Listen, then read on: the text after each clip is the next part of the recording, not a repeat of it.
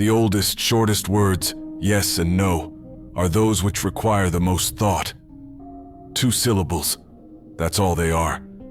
Yet in these sounds, entire futures hang in the balance.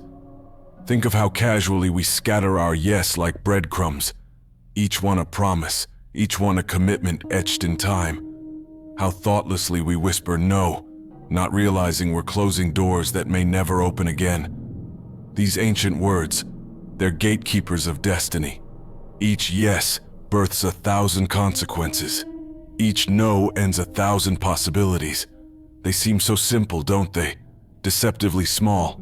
But their echoes reshape worlds. Before your next yes, pause. Feel its weight. Ask yourself, will I carry this choice with conviction? Before your next no, breathe. Consider its finality. Am I ready to close this door? In their brevity lies their power. In their simplicity hides their complexity.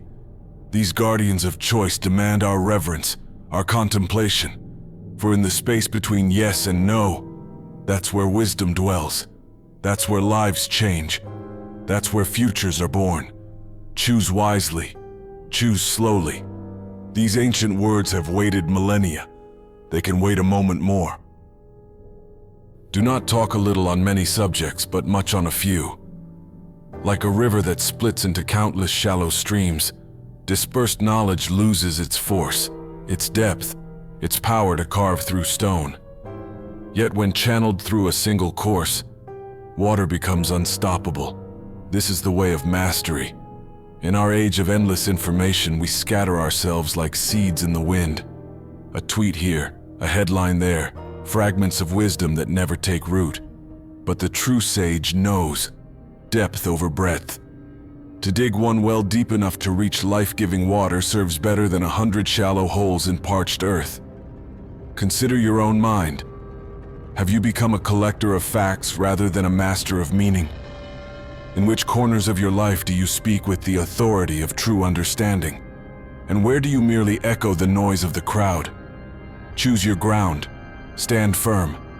Let your roots grow deep into the soil of fewer but richer truths. For what is wisdom if not the patient cultivation of understanding? Not the frantic gathering of facts, but the slow, steady deepening of insight. The choice is yours. To know everything about nothing, or to know something about everything that truly matters. It is better to be silent than to dispute with the ignorant. Stand beneath a towering oak, unmoved by the frantic fluttering of leaves below. What does it gain by arguing with the wind?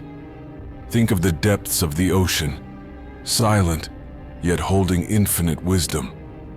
While storms rage on the surface, deep waters remain, undisturbed, untouched, untroubled by the chaos above. Why waste precious breath on those who love the sound of their own voice more than the whisper of truth? Their minds are locked chambers. No amount of knocking will open doors sealed by choice. You see, wisdom doesn't need defenders. Truth doesn't require champions. Both simply are. Let others exhaust themselves in battles of hollow words. Your silence speaks volumes that their noise can never reach. Your peace, your quiet conviction, that is your victory. Remember this, when you stand before ignorance, you face a choice. Will you descend into their storm, or rise above it, like the mountain that has no need to prove its height to anyone? Choose silence. Let it be your strength, your shield, your statement. For in the end, wisdom doesn't shout. It simply is. A fool is known by his speech, and a wise man by silence. Listen to the space between words, that delicate pause where wisdom takes root. How many rush to fill every silence, afraid of what emptiness might reveal? The fool speaks because he cannot bear his own thoughts. His words, like autumn leaves scattered by desperate winds, cover the ground but hold no substance. But the wise, they cultivate silence like a garden, knowing that understanding blooms in stillness. Think of the mountain at dawn. It does not announce its height. The ocean at midnight. It does not proclaim its depth. Their power lies in their quiet certainty, their wordless truth. What moves you to break silence? Is it wisdom rising like morning mist, or merely the echo of your own uncertainty? In this world of endless noise, of notifications, opinions, and ceaseless chatter, silence has become a rare treasure, more precious than gold. The next time words rise to your lips, pause, feel the weight of silence. Ask yourself, will my voice add depth to this moment or simply disturb its surface?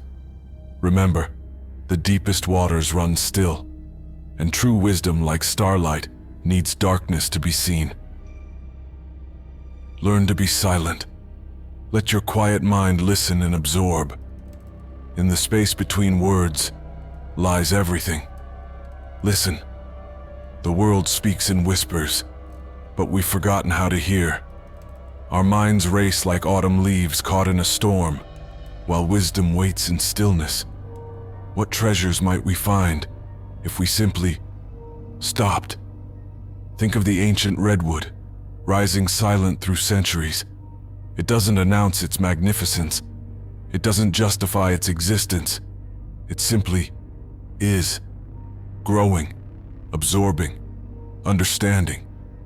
We fill our lives with noise, endless chatter, digital storms, the constant drum of distraction. But truth speaks softly. It waits in those precious moments when we dare to be still. Your mind is like a deep mountain pool. When stirred and troubled, it shows nothing but ripples and waves. But in stillness, in perfect stillness, it reflects the infinite sky above. So today, find a quiet moment. Let the silence wrap around you like a warm blanket.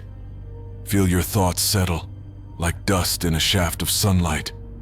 For in silence, we don't just hear, we understand.